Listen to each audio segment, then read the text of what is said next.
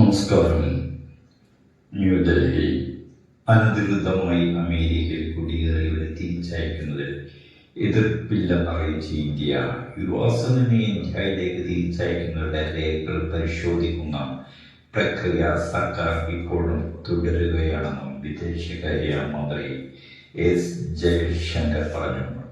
അതേസമയം വിസയ്ക്ക് 400 ദിവസം വരെ കാത്തിരിക്കുന്നത് അംഗീകരിക്കാനാവില്ലെന്നും നിലപാട് വേഗത്തിലാക്കണമെന്നും അദ്ദേഹം കൂട്ടിച്ചേർത്തു. US സ്റ്റേറ്റ് സെക്രട്ടറി മാർക്കോ റൂബിയോയുമായുള്ള ഉഭയകക്ഷി ചർച്ചയ്ക്ക് ശേഷമായിരുന്നു ജയശങ്കറുടെ പ്രതികരണം. ഒരു സർക്കാർ എന്ന നിലയിൽ ഞങ്ങൾ നിയമാനുസൃതമായ തിരിച്ചുവരവിനെ ഞങ്ങൾ പിന്തുണയ്ക്കുന്നു.